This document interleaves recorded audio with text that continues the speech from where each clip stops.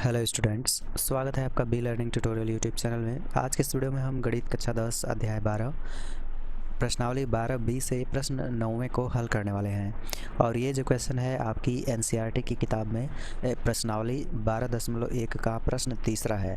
अगर आप राजीव प्रकाशन वाली किताब या फिर सीबीएसई बोर्ड से कक्षा 10वीं में स्टडी कर रहे हैं तो आप अपनी किताब की प्रश्नावली 12.1 के क्वेश्चन नंबर 3 को देख सकते हैं, जो कि इस प्रश्नावली का है वृत्तों से संबंधित चैप्टर वाले वृत्तों से संबंधित लेसन का है, जिसके लेखक हैं डॉक्टर मनोहरे।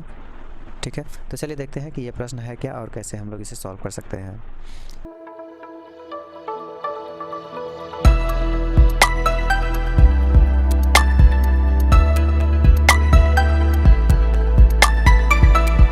ये देख सकते हैं, यह है प्रश्नावली 12B का प्रश्न 9वां। इसमें कहा गया है 5.2 सेंटीमीटर त्रिज्या के एक वृत्त के किसी त्रिज्यखंड का परिमाप 16.4 सेंटीमीटर है।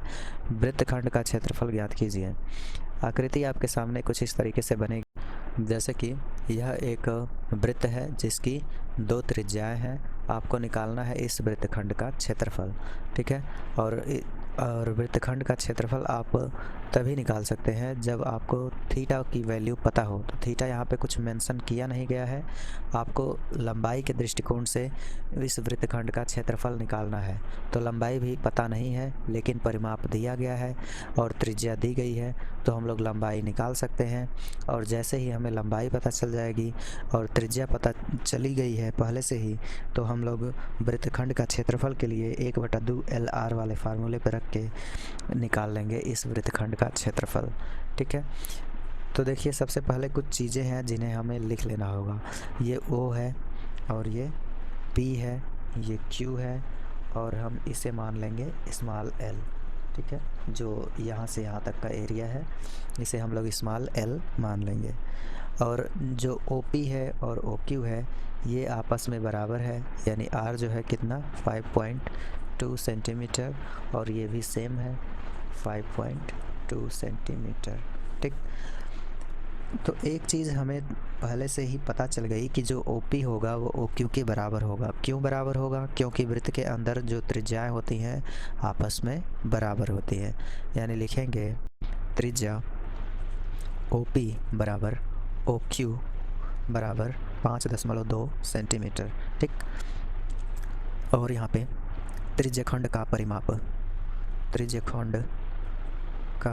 परिमाप कितना दिया रखा है 16.4 सेंटीमीटर। त्रिज्यखंड का परिमाप यह है 16.4 सेंटीमीटर। ठीक, हमें निकालना है वृत्तखंड की लंबाई, क्योंकि जब हमें वृत्तखंड की लंबाई पता चल जाएगी और यहाँ पे त्रिज्या पहले से पता है, तो ही हम इस त्रिज्यखंड का क्षेत्रफल या इस वृत्तखंड का क्षेत्रफल निकाल सकते हैं। अगर थीटा पता रहता तो और आसानी से निकाला जा सकता है, लेकिन थीटा नहीं पता है, तो यहाँ पे हमें वृत्तखंड की लंबाई निकालनी होगी। तो चलिए वृत्तखंड की लंबाई हम लोग निकाल लेते हैं। तो वृत्तखंड की लंबाई को हमने स्मॉल l माना है। ठीक है, और वृत्तखंड की परिधि, तो वृत्तखंड की परिधि माइनस हो जाएगा आपका 2 × R। ठीक है, 2 गुना त्रिज्या, यानी कि OPQ की परिधि कितनी है 16.4 माइनस और कोष्टक में 5.2 और 5.2 का जब गुणा, मतलब 5.2 में जब 2 का गुणा करेंगे तो ये हो जाएगा 2 दूनी 4, 2 5 10, 10.4। ठीक, अब 16.4 में से 10.4 को जब माइनस करेंगे तो ये हो जाएगा 6 सेंटीमीटर। यानी स्मॉल l जो है वो पता चल गया कितना 6 सेंटीमीटर। ये देखिए 10.4 कैसे आया है 2 गुणे 5.2। ठीक है, जब हमने किया है तो ही ये आया है 10.4। अब हमें स्मॉल l पता चल गया है, तो लिखेंगे वृत्तखंड का क्षेत्रफल।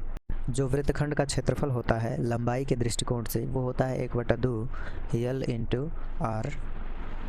और L की वैल्यू हमें पता है तो रखेंगे, और R की वैल्यू भी पता है 5.2। और देखिए 2 से 6 कटेगा 3 बार में और ये हो जाएगा 3 गुना 5.2, और इसमें जब हम लोग गुणा करेंगे तो 3 दूनी 6, 3 5 15, ये आएगा आपका 15.6 सेंटीमीटर स्क्वायर।